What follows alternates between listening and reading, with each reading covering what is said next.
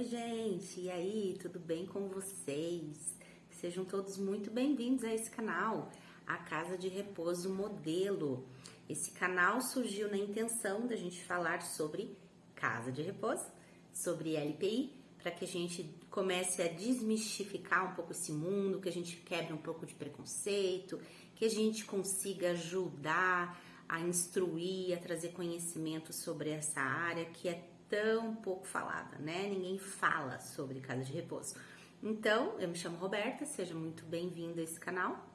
Se você não é inscrito, se inscreva, compartilhe com alguém que esse conteúdo possa interessar. Hoje a gente vai falar sobre a importância de se formular, se elaborar um contrato mais minucioso possível. O contrato que eu tô falando hoje aqui é especificamente o contrato de prestação de serviço de casa com morador ou com o responsável, tá? Por que é tão importante isso? Essa, na verdade, é um dos pontos mais importantes de uma casa de repouso. Por quê? Porque um contrato bem elaborado, minucioso, evita milhares de problemas. Mas, gente, é tipo milhares, entendeu? Ao longo dos 11 anos que eu trabalhei com casa de repouso, eu fui mudando o meu contrato. A cada problema que surgia, eu pensava, putz, eu tinha que ter isso no contrato. Putz, eu tinha que ter colocado isso no contrato. Por quê? Porque eu fui vivenciando coisas ao longo dos 11 anos e eu fui vendo o quanto o meu contrato não tinha as entrelinhas, entendeu? Não tinha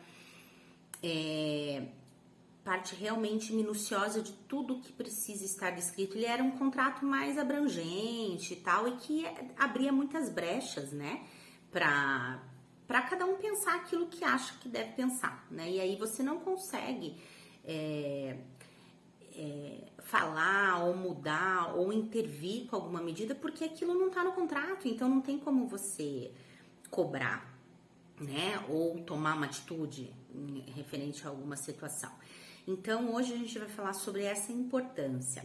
Como que você pode elaborar esse contrato, né? Então, assim, esse contrato ele pode ser feito por você, se você tiver algum modelo já de contrato de alguma outra casa, como, né, de repente você conhece donos de outras casas, então você pode se basear nesses contratos.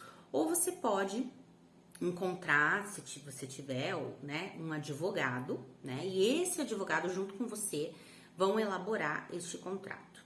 Então, assim, no contrato precisa existir toda a parte de dados do idoso e dados de quem será o responsável por esse idoso. E isso aqui é importante, tá?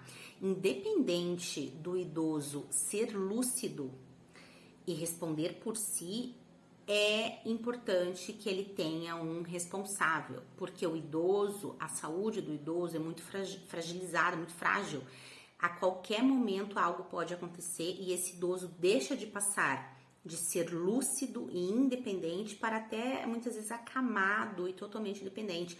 E se você não tem alguém que assine esse contrato como responsável, a partir desse momento você fica sem ninguém para ter a quem buscar, a quem recorrer, que responda por esse idoso. Então, isso é muito importante, independente dele ser lúcido ou não, tá? Ele precisa ter um responsável, tá? Essa é a primeira parte. Depois a gente vai para tudo que a casa oferece, né? Tudo que é direito do idoso, que tá lá no Estatuto do Idoso, você pode se basear por lá e tudo mais. Depois vem parte de pagamento, então essa parte também é uma das principais. Ali você precisa especificar tudo, se houver atraso, se não houver, que forma vai ser feito o pagamento, se é via boleto, se não, enfim, multas, né, por atraso. Tudo tem que estar, reajustes muito bem definidos, se você cobra alguma taxa a mais ou não. Então, tudo isso tem que estar muito bem descrito nessa cláusula, tá? E eu acredito que a cláusula das mais importantes também, todo contrato é muito importante, mas essa parte de rescisão contratual e de caso de falecimento, gente, é importantíssimo. Então, assim, ali precisa estar escrito como e que jeito que pode acontecer, em que momento pode acontecer a rescisão contratual, porque a rescisão contratual, ela pode ser feita de ambos os lados, né? Então, assim, a família pode rescindir o contrato, então isso tem que estar descrito de que forma, por quanto tempo, se vai haver multa, se não vai haver multa. E a casa também, né? Pode não dar certo, pode, sei lá, o idoso pode desestruturar todo o ambiente, pode ser muito agressivo, enfim, uma infinidade de situações. E você também precisa descrever, então, ali que forma, em que situações você pode rescindir esse contrato, tá? Da parte da casa, né? Em caso de falecimento, isso sempre gera problema, né? Sempre. Há devolução, não há devolução, devolve uma porcentagem, não devolve. Isso é a teu critério. Não existe uma regra, uma norma. Normalmente, né? Pelo menos todas as casas que eu já trabalhei e conheço, não há devolução, mas você pode pensar de outra forma, você pode devolver proporcionalmente. Então, se aquele idoso faz o pagamento todo quinto dia útil e ele vem a falecer no dia 15, no dia 18, né? Você pode, então, devolver proporcionalmente aqueles dias que o idoso veio a falecer, daqueles dias em diante até a próxima mensalidade, mas isso é teu critério. Mas isso tem que estar no contrato. Isso tem que estar no contrato, tá? Porque se em algum momento você vai passar por isso, seja muitos anos ou pouco tempo, em algum momento você vai passar por isso. Então, é muito importante que o teu contrato esclareça tudo. Então, se a pessoa, e faça a pessoa ler o contrato, fala, ó, leva para casa, assina, preencha, leia, ou manda o contrato antes da pessoa tá naquele momento de pré-finalização, né, que já praticamente fechou já com você, e aí você manda tudo que precisa trazer para o idoso e manda o contrato por e-mail e pede para ler, pergunta se tem alguma dúvida, né, para que lá na frente depois você não tenha problema, tá? Então, assim, o ideal é você formalizar esse contrato da forma e assim, outra coisa importante, grau de dependência. Você vai atender todos os graus? Não vai. Você vai reajustar conforme o ano e conforme mudança de grau ou só quando completa o ano?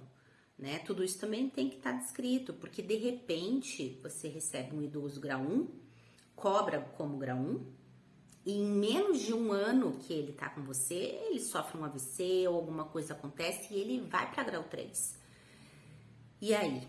Você vai fazer essa alteração de valor só quando ele completar o ano e vai ser de que forma? Vai ser só baseada no reajuste anual ou vai ser também baseada nessa alteração de grau de dependência? Entendeu, gente? Então, assim, é muito detalhe e isso tem que ser muito bem visto, revisto, analisado, entendeu? Junto com o seu advogado, enfim, para que lá na frente você tenha o mínimo de problema possível numa decisão de rescisão contratual, numa situação de um falecimento, em momento que acabou de receber, tá certo? Então, isso é muito importante. Pense bem no seu contrato. Se você tiver pessoas conhecidas que trabalham na mesma área, procura dar uma olhada, comparar o teu contrato, ver se dá para você colocar alguma coisa mais que você pode estar esquecendo, que seja importante, para que você não precise passar por um problema sério ou uma questão chata com uma família, para daí você, né, pensar que então agora que você tem que pôr aquela cláusula no contrato, tá? Então isso é bem importante, tá bom, gente? Se você então não é inscrito, se inscreva, compartilha esse conteúdo que você acha que possa ajudar alguém e a gente se vê no próximo vídeo. Até!